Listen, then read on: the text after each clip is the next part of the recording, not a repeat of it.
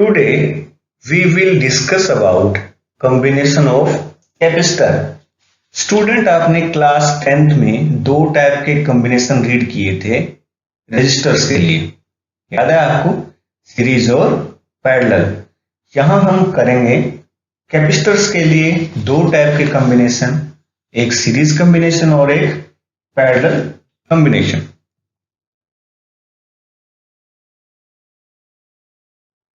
चलिए पहला रीड करते हैं हम सीरीज कॉम्बिनेशन। क्या होता है सीरीज कॉम्बिनेशन? क्या कुछ याद आया आपको 10th क्लास की टर्म में? चलो, when the negative plate of one capacitor, important बात है, when the negative plate of one capacitor is connected to positive plate of the second capacitor and negative plate of the second capacitor connected to the positive plate of third capacitor and so on. So this type of combination said to be series combination. For example, here are three capacitors C1, C2 and C3. Again इस capacitor की जो second plate थी, इसको आप negative plate भी कह सकते हैं, वो कहां कनेक्ट हुई? दूसरे वाले कैपेसिटर के फर्स्ट प्लेट के साथ। दूसरे कैपेसिटर की सेकेंड प्लेट जो थी वो कनेक्ट हुई है थर्ड कैपेसिटर की फर्स्ट प्लेट के साथ। अगर इस टाइप का कॉम्बिनेशन हो तो इसको हम कहते हैं सीरीज कॉम्बिनेशन।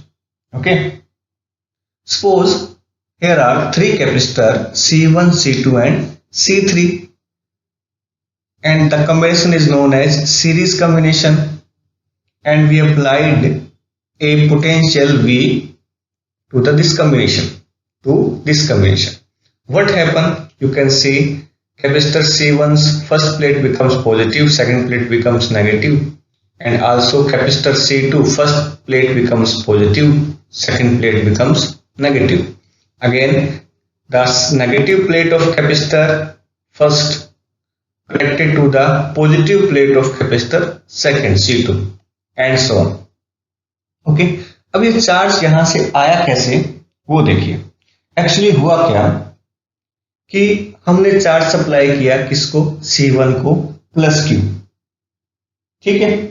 लेकिन इस प्लस Q ने क्या काम किया? इस प्लेट पे चार्ज इंड्यूस किया। जब चार्ज इंड्यूस हुआ इस प्लेट पे तो आपने पढ़ा था इंडक्शन में क्या होता है, जो नियर फेस होता है वहां पे चार्ज होता है अपोजिट एंड नेगेटिव डेवलप होगा, और जो फार साइड थी वहां पे क्या होगा? पॉजिटिव चार्ज डेवलप होगा। वो पॉजिटिव चार्ज किधर सप्लाई हो गया? प्लेट C2 के फर्स्ट प्लेट को सप्लाई हो गया। अब जब प्लेट C2 की फर्स्ट प्लेट को आया हमारे पास तो इसने भी इंडक्शन से क्या किया? चार्ज प्रोड्यूस किया। तो ये प्रोसेस आगे से आगे चलती रहती है। ओके, अब बात करते हैं सीरीज कॉम्बिनेशन में इंपॉर्टेंट क्या होता है। Number 1, in series combination charge remain same in each capacitor. Charge रहेगा सेम। जब भी सीरीज कॉम्बिनेशन होता है तो सीरीज कॉम्बिनेशन में जो कैपेसिटर यूज होंगे उन सब पे चार्ज की वैल्यू सेम होगी। जैसे देखिए Q Q Q, तीनों पे चार्ज कितना है? Q। लेकिन इंपॉर्टेंट बात होती है कि potential is distributed in inverse proportional to the capacitor capacitance. कहने का मतलब जिसकी कैपेसिटेंस ज्यादा होगी वहां पे पोटेंशियल कम आएगा। इनवर्सली डिस्ट्रीब्यूट होता है सीरीज कॉम्बिनेशन में। If we assume that V1 is potential at capacitor C1, V2 at capacitor C2, V3 is the potential at capacitor C3, then total potential V is distributed amongst C1, C2 and C3. So total potential V is equal to V1, V2 and V3। ठीक है, अब V1 की value क्या होगी? अगर आप यहां देखिए V1 क्या होगा? Q upon C1। V2 क्या होगा? Q upon C2, because V is equal to Q by C. So V1 is equal to Q by C1, V2 is equal to Q by C2, V3 is equal to Q by C3 So when we place the value V Q by C, V1 Q by C1 plus Q by C2 plus Q by C3. Here Q is common, so they cancel it. Where C is the equivalent capacitance or effective capacitance or net capacitance or total capacitance in series combination. So 1 by C is equal to 1 by C1 plus 1 by C2 plus 1 by C3. अगर तीन capacitor C1, C2 और C3 series combination में है तो उस combination की resultant capacitance होगी 1 upon C, जो रिजल्टेंट कैपेसिटेंस थी, is equal to 1 upon C1 plus 1 upon C2 plus 1 upon C3. और we can say that 1 upon C is equal to summation I is equal to 1 to n, अगर n capacitor हो उसमें 1 upon Ci.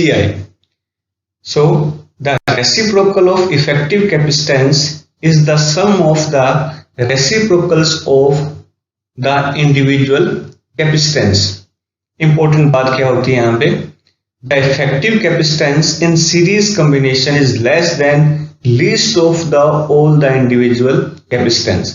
जब भी series combination होता है तो जो रिजल्टेंट की वैल्यू आती है वो उस कॉम्बिनेशन में सबसे कम कैपेसिटेंस वाले कैपेसिटर से भी कम आती है.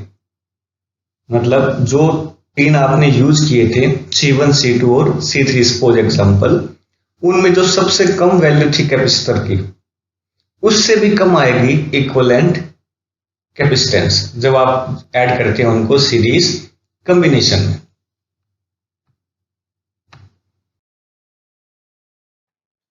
Now discuss about parallel combination of capacitor.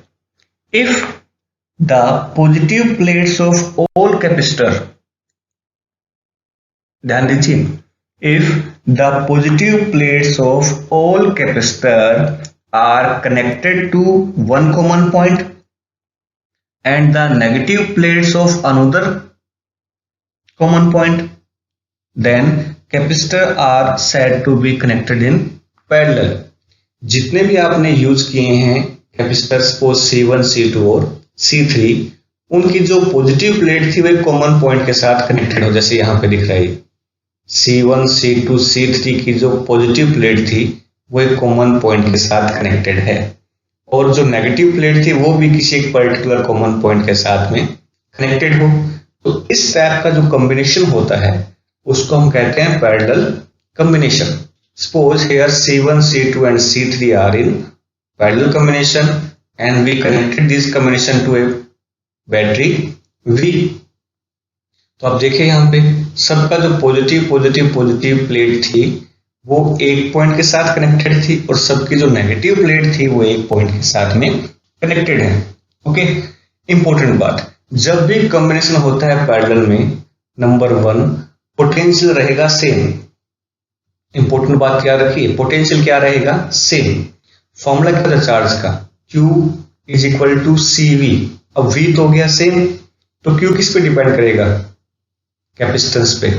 तो जिसकी कैपेसिटेंस ज्यादा होगी उस पे चार्ज भी ज्यादा होगा.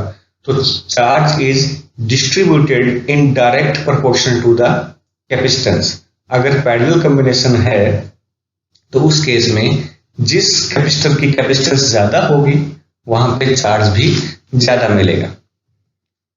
Okay, suppose Q1, Q2 and Q3 ये डिफरेंट चार्ज थे डिफरेंट कैपेसिटर पे और V क्या थी, पोटेंशियल सब पे सेम रहेगा क्योंकि पैरेलल में है.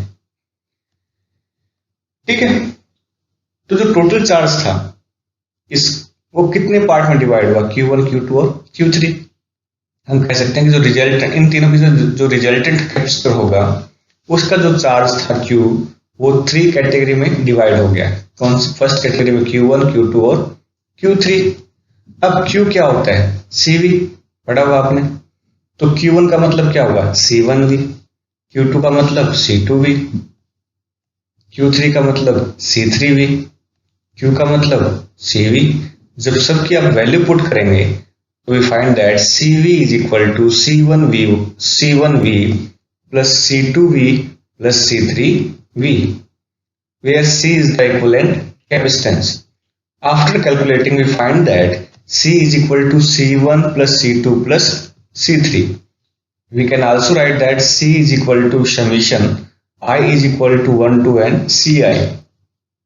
So the effective capacitance is the sum of the individual capacitance.